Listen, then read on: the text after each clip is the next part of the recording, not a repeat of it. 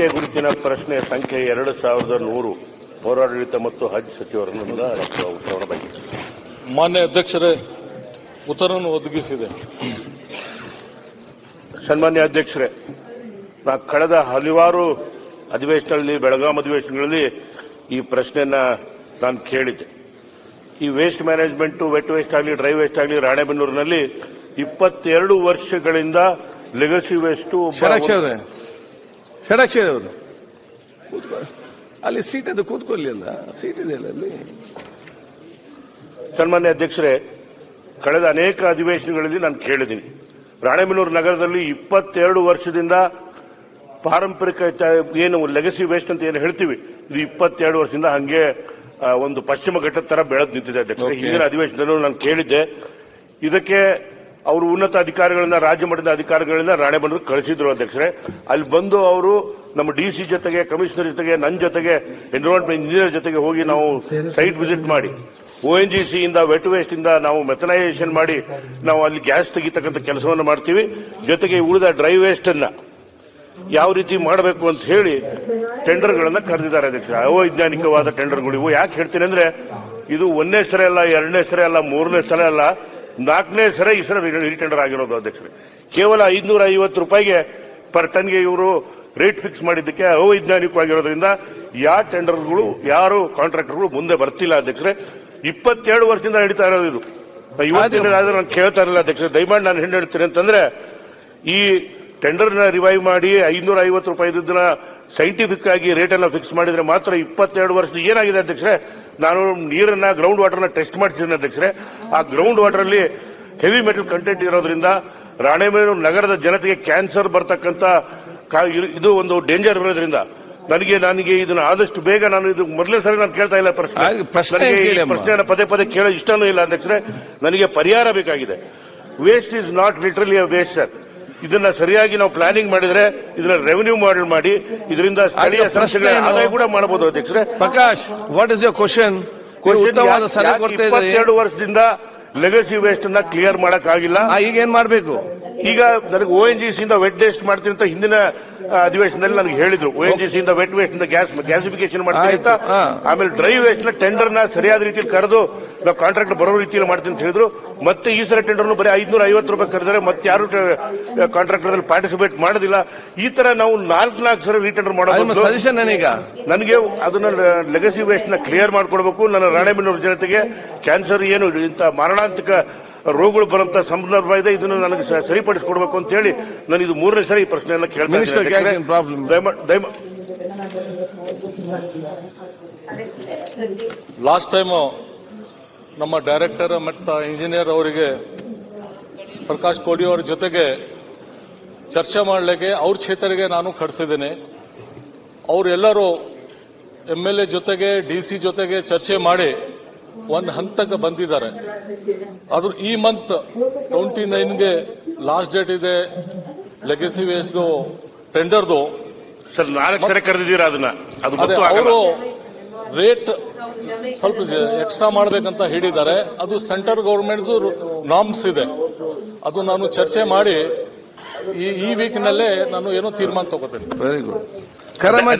ಅಧ್ಯಕ್ಷರೇ, ಒಂದು ನಿಮಿಷ ಅಧ್ಯಕ್ಷರೇ. ಇದನ್ನ ಸಿಮೆಂಟ್ ಫ್ಯಾಕ್ಟರಿ ಅವರಿಗೆ ಪ್ಲಾಸ್ಟಿಕ್ ಅನ್ನ ಕಳಿಸಬೇಕು ಅಂತಾರೆ.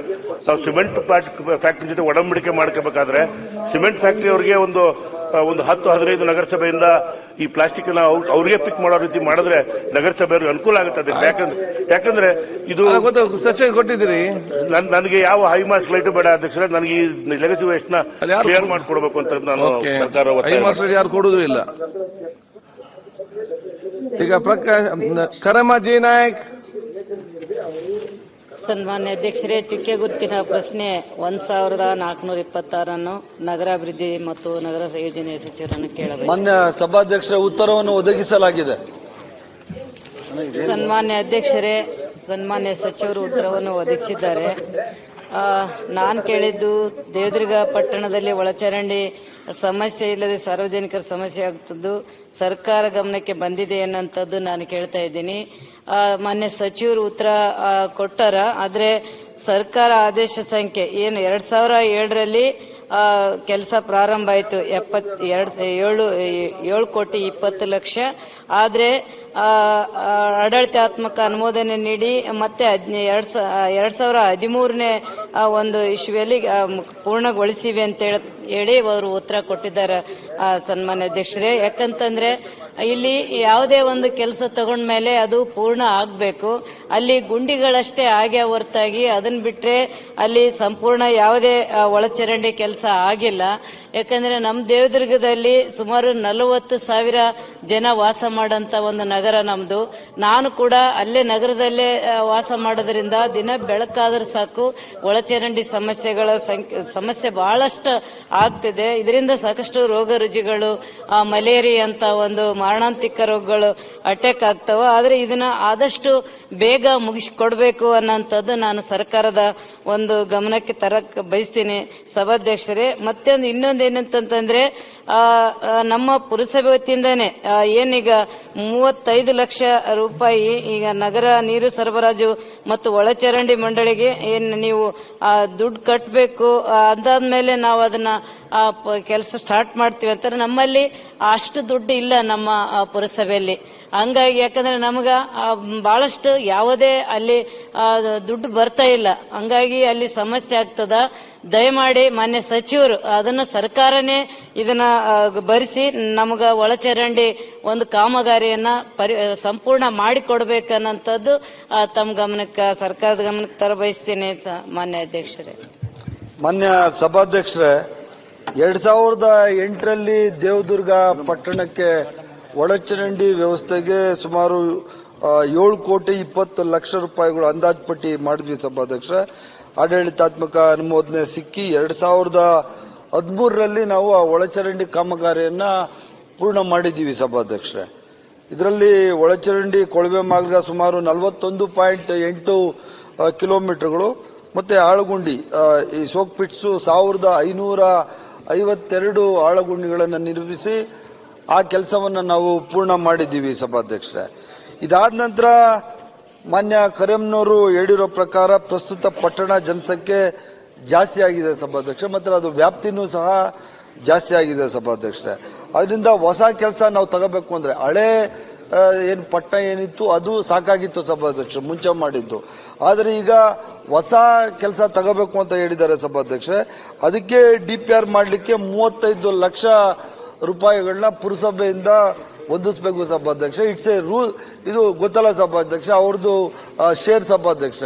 ಆ ಶೇರ್ ಅವರು ಲೋಕಲ್ ಬಾಡೀಸ್ ಕೊಟ್ರೇನೆ ನಾವು ಈ ಕೆಲಸ ಮಾಡಲಿಕ್ಕೆ ಸಾಧ್ಯ ಆಗೋದು ಸಭಾಧ್ಯಕ್ಷರೇ.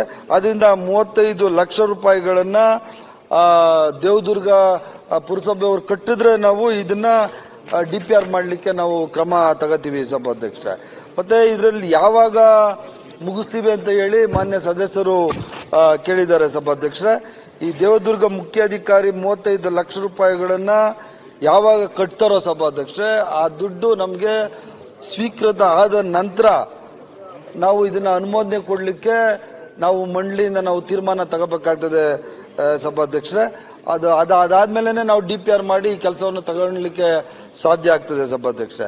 ಮತ್ತೆ ಈಗಾಗಲೇ ದಿನಾಂಕ 2/11/2023 NGT ನಮ್ಮ ಸರ್ಕಾರ ಬಂದ್ಮೇಲೆ ಸಭಾಧ್ಯಕ್ಷ KUDFC ಇಂದ 9 KLD ಸಾಮರ್ಥ್ಯ ಈ ಮಲತ್ಯಾಜ್ಯ ಸಂಗ್ರಹಣಾ ಘಟಕಕ್ಕೆ ಸುಮಾರು 418 ಲಕ್ಷ ಅಂದ್ರೆ 4 ಕೋಟಿ 18 ಲಕ್ಷ ರೂಪಾಯಿಗಳನ್ನ ಆಡಳಿತಾತ್ಮಕ ಅನುಮೋದನೆಯನ್ನು ಕೊಟ್ಟಿದ್ದೀವಿ, ಟೆಂಡರ್ ಕೊಟ್ಟಿದ್ವಿ, ಮತ್ತೆ ಅವರಿಗೆ ವರ್ಕ್ ಆರ್ಡರ್ ಸಹ ನಾವು ಕೊಟ್ಟು ಈ ಕೆಲಸ ಮಾಡಲಿಕ್ಕೆ ಹೇಳಿದ್ವಿ ಸಭಾಧ್ಯಕ್ಷ.